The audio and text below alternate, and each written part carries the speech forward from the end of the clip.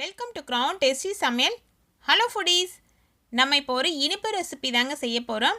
இது ஒரு rice recipe. இது பிள்ளைங்களுக்கு நீங்கள் லஞ்ச் பாக்ஸ்க்கும் கொடுத்து விடலாம், இல்லை அவங்களுக்கு ஸ்நாக்ஸ் டைமுக்கு கூட பாக்ஸில் போட்டு கொடுத்து விடலாம். செய்கிறது ரொம்பவே ஈஸி. அது மட்டும் இல்லாமல் குழந்தைங்களுக்கு இது கொடுக்கும் பொழுது இதில் இருக்க சத்துக்கள் அவங்களோட உடல் வளர்ச்சிக்கு ரொம்பவே ஹெல்ப் பண்ணுங்க. எப்படி செய்கிறது அப்படின்னு நம்ம பார்த்துருவோம். ஃபர்ஸ்ட் இதுக்கு ஒரு அகலமான பாத்திரம் எடுத்துகிட்டு அந்த பாத்திரத்தில் தண்ணி சேர்க்குறேன். தண்ணி எவ்வளோ அளவு அப்படின்னு பார்த்தீங்கன்னா நம்ம எவ்வளோ அரிசி எடுக்கிறோன்றதுக்கு ஏற்றது அந்த அளவு நான் சொல்கிறேன். இதில் கரம் மசாலா உங்ககிட்ட என்னெல்லாம் இருக்கோ அதெல்லாம் சேர்த்துடலாம். அதனுடைய 1/2 டேபிள் ஸ்பூன் அளவு நெய் சேர்த்துக்கோங்க. நெய் சேர்த்துட்டு இதில் நான் இன்றைக்கி ஒரு 200 கிராம் அளவுள்ள பாஸ்மதி அரிசி சேர்க்குறேன். இந்த 200 கிராம் அளவுள்ள பாஸ்மதி அரிசிக்கு 150 ml அளவுள்ள தண்ணி தான் சேர்த்துருக்கேன். பாஸ்மதி அரிசியை விட குறைவான அளவு தான் தண்ணி சேர்த்துருக்கேன். மீடியம் ஃப்ளேமில் வச்சு வேக விட போகிறேன். இதில் ஒரு 2 சிட்டிகை அளவு உப்பு சேர்த்துக்கலாம். நான் இன்றைக்கி சேர்த்த கரம் மசாலா, அதாவது வாசனை பொருட்கள் என்னென்னு பார்த்தீங்கன்னா பட்டை, கிராம்பு, நட்சத்திர சோம்பு மட்டும் தான் சேர்த்துருக்கேன்.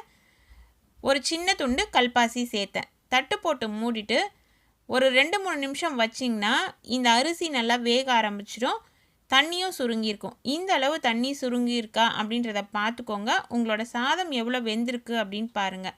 பாதி அளவு சாதம் நமக்கு வெந்ததுனாலே போதும். இந்த சமயத்தில் நம்ம 100 கிராம் அளவுள்ள அன்னாச்சி பழத்தை கட் பண்ணி நல்லா விழுத அரைச்சி அந்த அன்னாச்சி பழ விழுதை இதனோட சேர்க்குறோம். அதற்கு அடுத்தது 1/2 டேபிள் ஸ்பூன் அளவுள்ள ஏலக்காய் தூள் சேர்க்குறோம். தண்ணியே நம்ம குறைவாக வச்சோம் அப்படின்னு பார்த்தீங்கன்னா பாஸ்மதி அரிசி வேகிறதுக்கு உண்டான தண்ணியை விட குறைவாக வச்சோம். ஏன் அப்படின்னு பார்த்தீங்கன்னா நம்ம சேர்த்த இந்த பழ விழுதில் ஈரப்பசை இருக்கும்.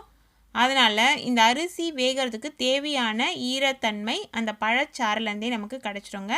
அதனால தான் தட்டு போட்டு மூடி திரும்பவும் ஒரு 5 நிமிஷம் வச்சுட்டு ஓப்பன் பண்ணி பார்க்கும் பொழுது நல்ல சாதம் வெந்திருக்கும் உங்களுக்கு. அதாவது குறைவாக வெந்துருச்சுனாலும் தவறில்லை, உங்களுக்கு டேஸ்ட்டு சூப்பராக தான் இருக்கும். நம்ம இன்றைக்கி கரெக்டான பக்கத்தில் வெந்துருச்சு. இப்போ இதில் சர்க்கரை சேர்க்க போகிறோம். சர்க்கரை எவ்வளோ அளவு அப்படிங்கிறது நீங்கள் எப்படி கால்குலேட் பண்ணணும்னு பார்த்தீங்கன்னா அன்னாச்சி பழத்தோட இனிப்புக்கு ஏற்றாற் போல் நீங்கள் சர்க்கரை சேர்த்துக்கணும். அதாவது 200 கிராம் அரிசிக்கு 100 கிராம்லேருந்து ஒரு 125 கிராம் அளவுள்ள சர்க்கரை சேர்த்திங்கன்னா கரெக்டாக இருக்கும். அன்னாச்சி பழத்தோட இனிப்பு அதிகமாக இருந்ததுன்னா அதற்கேற்றாற் போல் நீங்கள் சர்க்கரை கூடுதலாகவோ இல்லை குறைவாகவோ சேர்த்துக்கோங்க. இதெல்லாம் சேர்த்தாச்சு. இப்போது இந்த ரைஸ் நமக்கு கரெக்டான பக்கத்துக்கு வந்துருச்சு. சர்க்கரை எல்லாம் நல்லா உருகிடுச்சு. சர்க்கரையோட பச்சை வாசனை போயிடுச்சு. இப்போ நம்ம நெய்யில் வறுத்த முந்திரி திராட்சை சேர்த்துக்கலாம். முந்திரி திராட்சை மட்டும்தான் சேர்க்கணும்னு இல்லை, வேறு ஏதாவது ட்ரை நட்ஸ் இல்லை ட்ரை ஃப்ரூட்ஸ் இருந்ததுனாலும் அதை நெய்யில் வறுத்து இதில் சேர்த்துக்கலாங்க. இப்போ நம்மளோட அன்னாச்சி பழ சாதம் ரெடி ஆகிடுச்சு. இந்த அன்னாச்சி பழ சாதம் சாப்பிட்றதுக்கு டேஸ்ட்டு சூப்பராக இருக்கும். பிள்ளைங்கள்லாம் விரும்பி சாப்பிடக்கூடிய ஒரு சாதம் ரெசிபி தான் இது. நீங்களும் உங்கள் வீட்டில் ட்ரை பண்ணி பார்த்துட்டு எனக்கு கமெண்ட்ஸில் சொல்லுங்கள். இந்த ரெசிபி உங்களுக்கு பிடிச்சிருந்ததுன்னா ஒரு லைக் பண்ணுங்கள். Thank you friends.